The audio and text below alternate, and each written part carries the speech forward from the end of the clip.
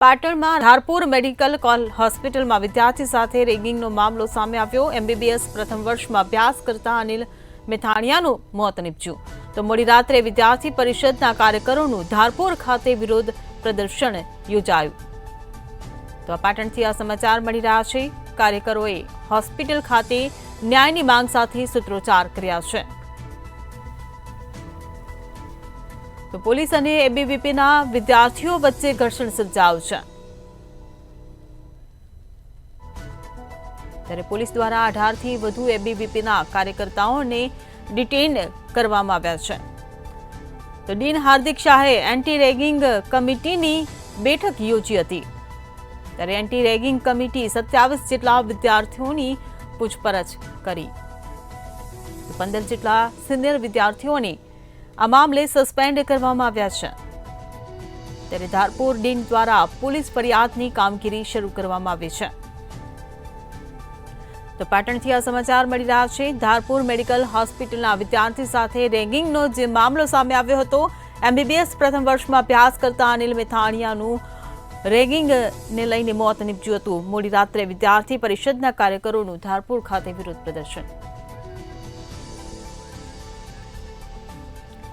संवाददाता प्रवीण दर्जी पाटण थी लाइव अपनी साथे जोड़ाई गया छे। जी प्रवीण, धारपुर मेडिकल होस्पिटल में रेगिंग नो जे मामलो सामे आव्यो हतो तेने लईने विरोध प्रदर्शन योजवामां आव्युं हतुं ने पोलीस द्वारा एबीवीपी ना विद्यार्थीओने डिटेन करवामां आव्या छे। वधु शुं विगतो?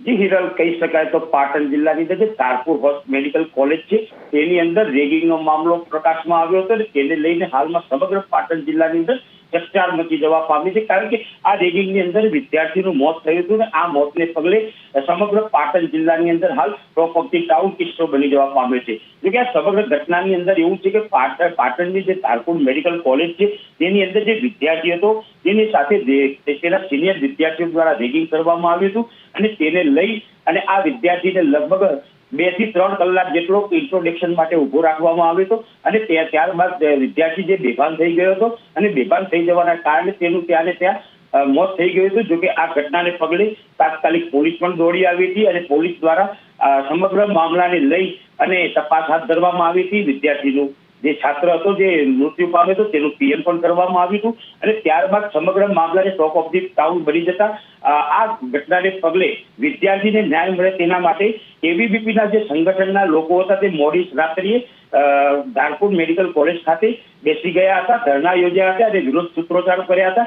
તે દરમિયાન પોલીસ સાથે પણ વિદ્યાર્થીઓને ઘર્ષણ થવા પામ્યું હતું અને આ ઘર્ષણને લઈને પોલીસ દ્વારા કેટલાક એબીવીપીના 15 જેટલા વિદ્યાર્થીઓને સસ્પેન્ડ કરી ડિટેન કરવામાં આવ્યા હતા અને તેઓની અટકાયત કરી હતી। પરંતુ જો સમગ્ર મામલાની વાત કરીએ તો હાલમાં આ બાબતે તેની તપાસ કમિટી બેસાડવામાં આવી હતી અને તપાસ કમિટીની અંદર કેટલાક જે વિદ્યાર્થીઓ છે તે વિદ્યાર્થીઓ આની અંદર દોષિત હોય તેવું જણાઈ આવ્યું હતું અને તેને લઈ અને સમગ્ર મામલાને લઈ અને ત્યાં જે વિદ્યાર્થીઓ છે એ વિદ્યાર્થીઓ સાથે જે કમિટી રચાઈ હતી કમિટી દ્વારા તપાસ કરવામાં આવી હતી, જેમાં 27 જેટલા વિદ્યાર્થીઓની પૂછપરછ કરવામાં આવી હતી અને ત્યારબાદ સમગ્ર મામલાની તપાસ કરતા આ વિદ્યાર્થી સાથે રેગિંગ થયું હોય તેવું સ્પષ્ટપણે જણાઈ આવ્યું હતું અને જેને લઈને જે કોલેજના ડીન છે હાર્દિક શાહ તેઓ દ્વારા 15 જેટલા વિદ્યાર્થીઓને સસ્પેન્ડ કરી દેવામાં આવ્યા હતા અને મોડી રાત્રિએ સમગ્ર ઘટનાને લઈ અને તેઓની તપાસ હાથ ધરવામાં આવી હતી।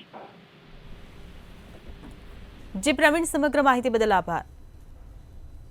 तो धारपुर मेडिकल होस्पिटल में विद्यार्थी साथे रेगिंगनो मामलो सामे आव्यो। MBBS प्रथम वर्ष में अभ्यास करता अनिल मेथाणियानुं मोत निपज्युं। मोडी रात्रे विद्यार्थी परिषदना कार्यकरोनुं धारपुर खाते विरोध प्रदर्शन योजायुं।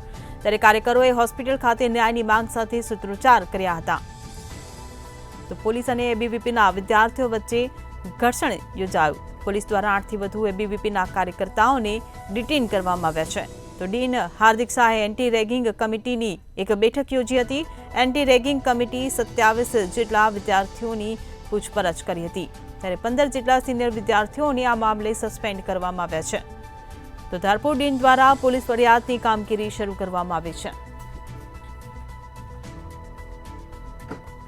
तो पाटणथी आ समाचार। धारपुर मेडिकल होस्पिटलमां विद्यार्थी साथे रेगिंगनो जे मामलो सामे आव्यो तेने लईने મોડી રાત્રે વિદ્યાર્થી પરિષદના કાર્યકરોનું ધારપુર ખાતે વિરોધ પ્રદર્શન યોજાયું। તો કાર્યકરોએ હોસ્પિટલ ખાતે ન્યાયની માંગ સાથે સૂત્રોચ્ચાર કર્યા।